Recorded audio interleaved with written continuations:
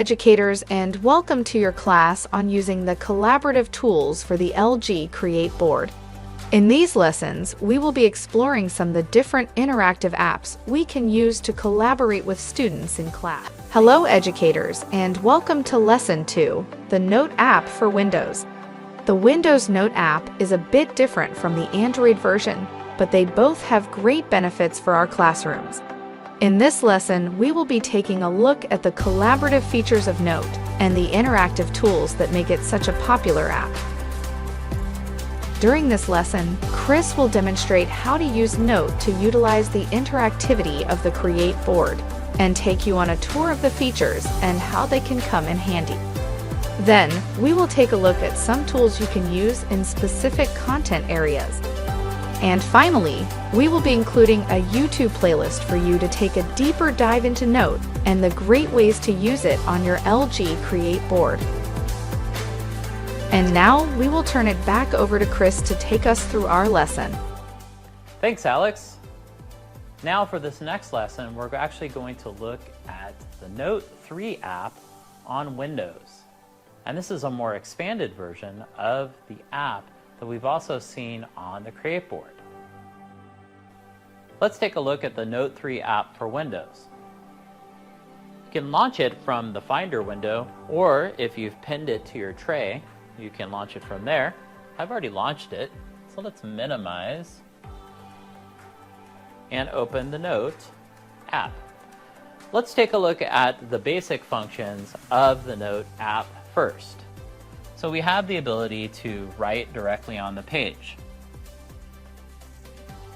And we can assign a size to our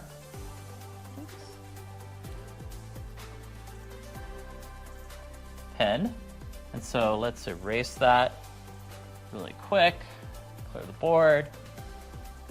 We can also reduce the size of it.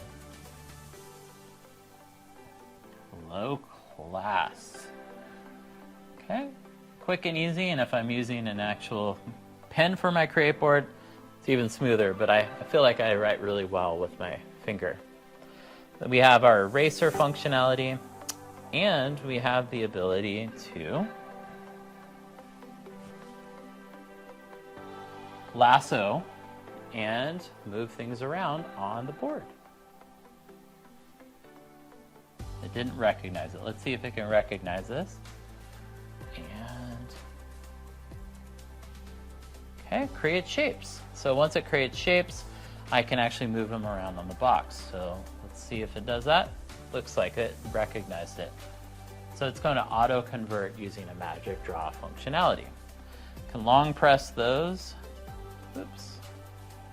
And actually move them. There we go. Double tap, and you can remove those at any time. The hand will allow us to move it around the board. We have the ability to move everything around on a board. These boards are very large, so we can move them around and find more space. Alternatively, we can add a new page to our board, and we get all that extra space. You can also type into the board. So here we go.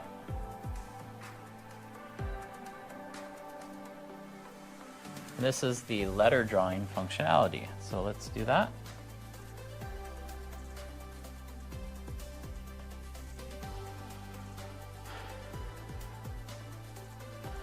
Cut that out, Brendan, if you can, at the 254 mark. Okay? Okay, perfect. All right. So when we're looking at our board, we also have additional functions. We have this, which brings up a number of manipulatives for our board. So we have a math theme. We have a science theme. We have a chemistry theme. And we have a There we go. That's the science theme. The first one was English. Okay, so let's switch back to our main board. At any time, if we ever want to switch back to our computer, we just press the computer button and it'll actually bring it back to our desktop. Sometimes we want to do that if we're going back to a browser. Okay. The other things that we have built into here are the ability to open files. So this will save it as a note file. Okay. We have the ability to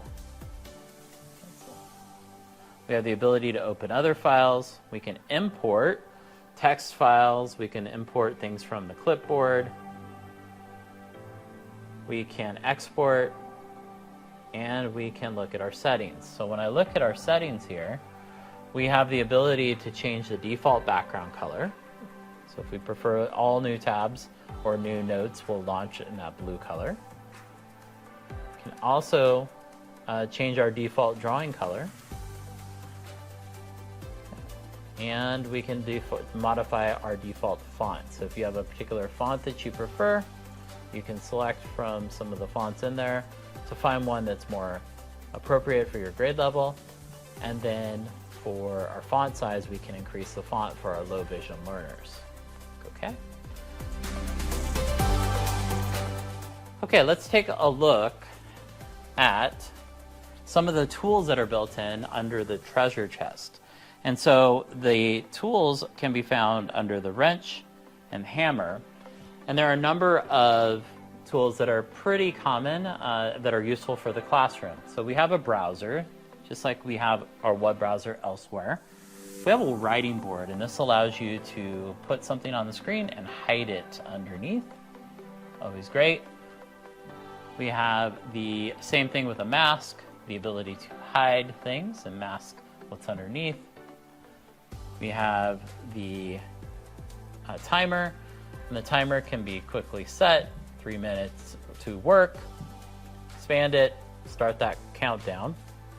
Then we can also screenshot that if we wanted to demo screenshotting. Screenshot, you can select an area.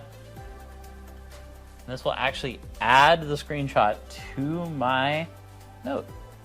So you'll see that.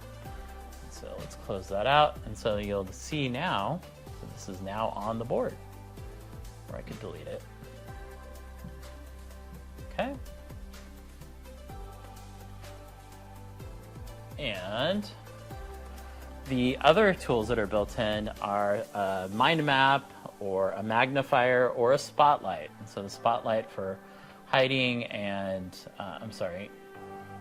reducing distractions on the screen are really great. Let's hide that out. Okay, those are the kind of the basic ones that are built into there. But then we look at our subject tools, and this is our themes for the background of notes, colors, and you can use a color picker and enter in your hex code if you want to. You have the discipline backgrounds, which are, let's say, a graph paper or lined paper or even sports. We have teaching backgrounds, or you can even customize it to your own image. So you can upload it to the back of the note. Then when we look at the discipline tools are manipulatives. And so let's look at the atomic structure. We can actually drop that quickly onto the screen and move it around, and we can compare to. So let's see here. When we open up settings, it brings up the periodic table. And let's say we're studying nickel, and that will change that to nickel, and we can see the atomic structure of nickel. Then when we look at the other things, we can look at the periodic table of elements as well, and we can actually pull that up big and move that down. Okay, let's close that out. There are a number of other manipulatives here that can be modified and manipulated. So a good example here is our beaker, and we can adjust the volume within it. We can move it around on the screen, increase layers, so we could have this sitting on top of something else. And then there's a number of other ones in there, specifically for chemistry. Physics, we have a few manipulatives in here that you can use to support physics concepts. And then in math, when we look at math, we have the ability to actually write our math problems. So, I mean, really basic, but you see it converting it into a mathematical formula. You can insert it on the screen, we can increase the size of it, and we can move it around. So I could actually have these up here, and I could have two of them as students working through them independently or collaboratively in front of the class, or I can be modeling it as well. A couple of other functionalities, the draw function, compass, square, protractor, etc. Okay, so then when we look at the other ones, we have English, which we have a 4-wire grid.